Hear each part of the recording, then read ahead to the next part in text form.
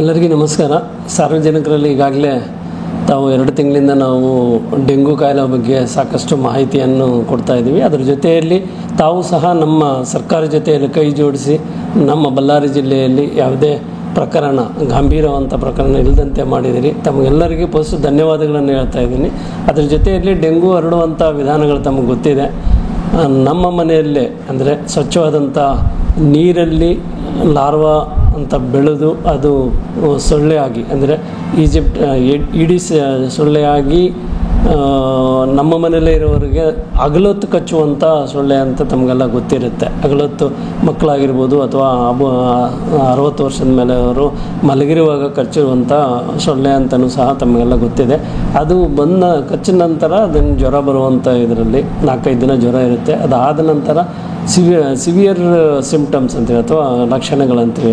Dengue ಲಕ್ಷಣಗಳೇನು ಕೈಕಾಲು ನೋವು ಅಥವಾ ಕಣ್ಣು ಹಿಂದ್ಗಡೆ ನೋವು ಬರೋದು, ತಲೆನೋವು ಬರೋದು, ದೆನ್ ಜ್ವರ ಜಾಸ್ತಿಯಾಗಿ ಬರೋದು, ದೆನ್ ಸುಸ್ತಾಗುವಂಥ ಸಿಂಪ್ಟಮ್ಸ್ ಜೊತೆಯಲ್ಲಿ ಸಾಕಷ್ಟು ನಾವು ಪ್ರಕರಣಗಳನ್ನು ನೋಡ್ತಾ ಇರ್ತೀವಿ.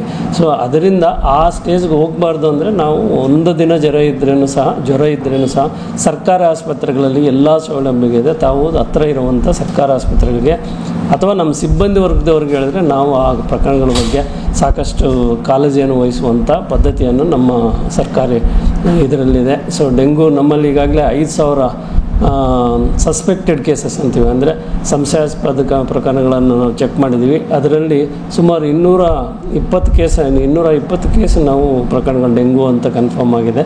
ಎಲ್ಲ ಪ್ರಕರಣಗಳು ಚಿಕಿತ್ಸೆಯನ್ನು ಪಡೆದು ಮನೆಯಲ್ಲಿ ಇದ್ದಾರೆ. ಇನ್ನು ಸರ್ಕಾರಿ ಆಸ್ಪತ್ರೆಗಳಲ್ಲಿ 9 ಪ್ರಕರಣಗಳಿದೆ. ನಾವು ಅದರ ಬಗ್ಗೆ ಸಾಕಷ್ಟು ಕಾಳಜಿಯನ್ನು ವಹಿಸಿದ್ದೀವಿ. ಸಾರ್ವಜನಿಕರಲ್ಲಿ ವಿನಂತಿ ಏನಂದರೆ, ತಮ್ಮ ಮನೆಯಲ್ಲಿ ಈಗಾಗಲೇ ನೀರು ಬಂದಿದೆ, ಚಾನಲ್ಸಲ್ಲಿ ನೀರು ಸಾಕಷ್ಟಿದೆ. ನಮ್ಮಲ್ಲಿ ಸ್ಟಾಕ್ ಮಾಡ್ಕೊಂಬೋಗ 3 ಅಥವಾ 4 ದಿನ ಒಳಗಡೆ ಆ ಸ್ಟಾಕ್ ಮಾಡಿರೋ ನೀರನ್ನು ಯೂಸ್ ಮಾಡಿ ಅದಾದ ನಂತರ ಕ್ಲೀನಾಗಿ ಡ್ರಮ್ಸ್ ಆಗಲಿ ಅಥವಾ ಪಾತ್ರೆ ಆಗಲಿ ಅಥವಾ ಸ್ಟಾಕ್ ಮಾಡುವಂಥ ಇದನ್ನು ಕ್ಲೀನಾಗಿ ತೊಳೆದುಬಿಟ್ಟು ಅದು ಡ್ರೈ ಆದ ನಂತರ ಅಂದರೆ ಒಣಗಿದ ನಂತರ ಅದರಲ್ಲಿ ನೀರು ಬಿಡುವಂಥ ವ್ಯವಸ್ಥೆ ಮಾಡ್ಕೊಳ್ರಿ. ತಾವು ಎಲ್ಲ ಸ್ಕೂಲ್ಸಲ್ಲಿ ಎಲ್ಲ ಮಕ್ಕಳಿಗೆ ನಾವು ಈ ಅವೇರ್ನೆಸ್ಸನ್ನು ಮಾಡ್ತಾಯಿದ್ವಿ. ಡೆಂಗು ಬಗ್ಗೆ ತಾವೇನು ಮಕ್ಕಳು ತಮ್ಮ ತಂದೆ ತಾಯಿಗೆ ಇನ್ಫಾರ್ಮೇಷನ್ ಕೊಡಬೇಕು ಅಥವಾ ಮಾಹಿತಿ ಕೊಟ್ಟಿರುವಂಥ ಇದನ್ನು ತಂದೆ ತಾಯಿ ಮಾಡಿದ್ದಾರೆ ಇಲ್ಲ ಅಂತ ವಿಷಯಗಳನ್ನು ಸಹ ಸ್ಕೂಲಲ್ಲಿ ಚೆಕ್ ಮಾಡ್ತಾಯಿದ್ವಿ. ಆ ಲಾರ್ವಾ ಅನ್ನೋದು ಹುಳ ಅಂತಂದರೆ ನಾವೇನು ಮಸ್ಕಿಟೋ ಆಗುತ್ತಲ್ಲ ಇದನ್ನು ಸಹ ನಾವು ಮಕ್ಕಳಿಗೆ ತೋರಿಸ್ತಾ ಇದ್ದೀವಿ. ಈಗಿರುತ್ತೆ ಲಾರ್ವಾ ಅನ್ನೋದು, ಇದರಿಂದನೇ ಡೆಂಗು ಬರುವಂಥ ಸಾಧ್ಯತೆ ಇರುತ್ತೆ ಅಂಥೇಳಿ ತಮ್ಮ ಮನೆ ಮುಂದೆ ತಮ್ಮ ಸುತ್ತಮುತ್ತ ಮನೆ ಹಿಂದೆ ಇರುವಂಥ ಇದರಲ್ಲಿ ಕ್ಲೀನಾಗಿ ಇಟ್ಕೋಬೇಕಾಗತ್ತೆ. ಈಗಾಗಲೇ ಎಲ್ಲ ಪ್ರಮುಖರು ಅಂದರೆ ರಾಜಕೀಯ